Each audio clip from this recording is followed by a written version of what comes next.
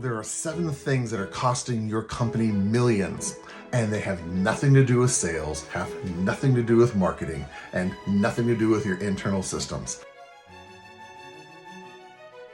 Tell me if this sounds like you. Customers call in, something goes sideways, and you start to get really frustrated. Employees aren't producing in the way that they should be. They're making simple mistakes, and you start to get angry.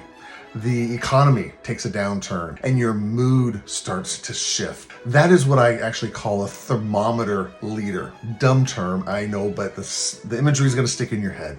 A thermometer leader, because a thermometer takes the temperature of everything around it, but it doesn't actually make any changes to the temperature. Instead, what should you be? You should actually be a thermostat leader. Again, I apologize for the really lame metaphor. The thermostat is something that can actually affect change in the room. If you're a little cold, you crank it up, you become warmer. If it's a little hot, you crank it down, you turn on the AC, and you can actually affect change to the environment around you. As a leader, every conversation you have, every email you send, every phone call you take, every meeting that you sit in, you as a leader are setting the emotional temperature for everyone else in the organization. People are watching you. People are trying to figure out how should we be responding based upon your reaction, based upon your emotional stability. People just don't hear your words. They absorb your state. Let that sink in for just a second. Your state, your energy, just your presence. You don't even have to say a thing. But when you walk into a room, do you see people starting to go, I can relax? Or do you see people tense up? Do you see people start to get guarded? Do you see people start to kind of panic, or they're kind of watching you out the side of their eye to kind of gauge your temperature? They're trying to figure out where you are at. Are you going to be a good boss today, a kind boss, a happy boss, encouraging boss, or are you going to be a critical boss? Are you going to be a boss who's actually emotionally dysregulated yourself and not able to pay attention to the needs of others? It's human nature to always be asking, am I safe? Am I safe around this person? Am I safe in this situation? Am I safe in this conversation? There's a popular concept right now in most businesses called psychological safety, which is the ability for someone to disagree, for someone to be honest with who they are, for them to kind of show up without having to put on a facade or a mask. And they know that they will still be accepted. They know that they can push back, and they're not going to be demeaned as a human being. Their idea might be shot down. They might shoot down your idea, but they know that as a human being that they are safe. When people are feeling safe, they start to collaborate better. They start to have better conversations. They start to solve problems really good. They get really creative in their problem solving. They take ownership. How many of you as leaders would like the rest of your team to have as much investment and ownership in the problems and the situation and the circumstances that are happening? If you are the one who everyone's coming to with the problems, that's probably a good indicator that people aren't actually feeling safe to make those decisions on their own, because they're trying to judge your response to whatever's happening rather than taking that initiative or that ownership on their own and trying to solve the problem. In fact, when people don't feel safe, they become cautious. They hide information. They stop taking risks. They avoid conflict. Oh my gosh, they avoid so much conflict. They will not be honest with you. They aren't going to tell you how they actually are feeling or what they actually think. And so now, as a leader, you're having to make decisions missing information. Worst of all, they tell you what they think you want to hear rather than what they actually think.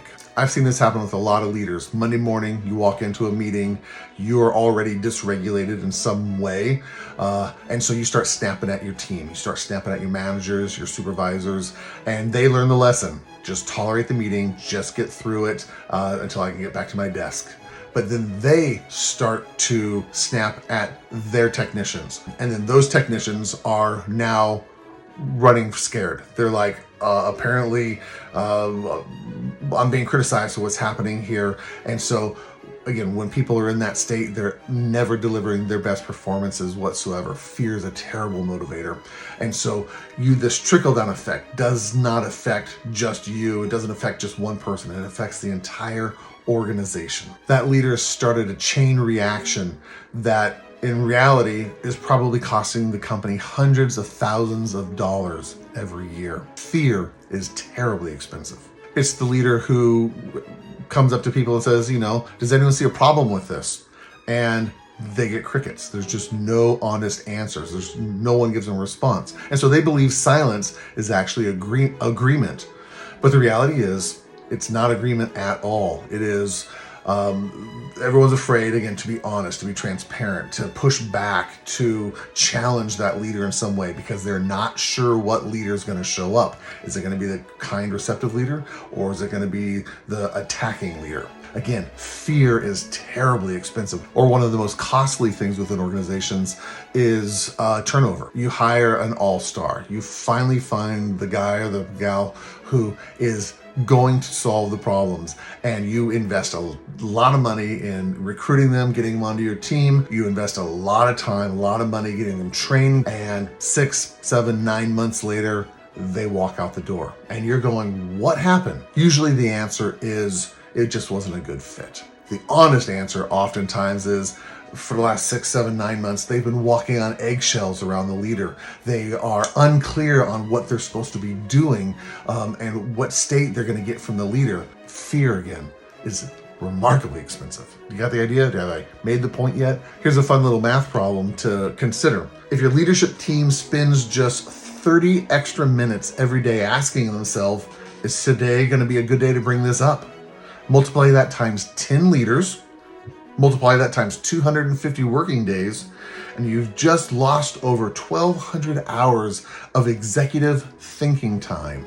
Do the math. How much are you paying your executives? How much does that cost you if they are second guessing and just wondering, is now a good time to bring this up? What does your productivity look like? What have you lost in dollars and impact? The most influential leaders are not the loudest in the room. They're not the ones who are most demanding. They're not the ones who push the hardest. The most influential leaders are the ones who can govern themselves effectively, that they have that self-awareness piece so that they understand how they are impacting the people around them. So here's your homework.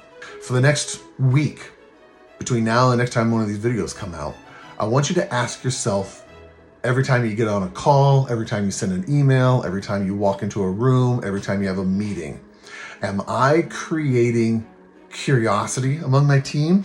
Am I creating relief, confidence, or am I creating anxiety when I walk into the room? If you start paying attention to that, if you can start to go, I need to pay attention to how I'm impacting my team personally. What am I bringing into the room? You start to do that. You will start to transform your team. You'll start to transform your entire culture.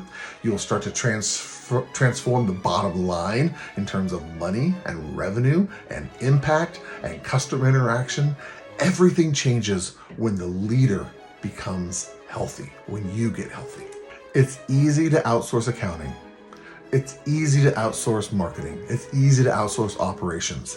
It is impossible to outsource emotional maturity.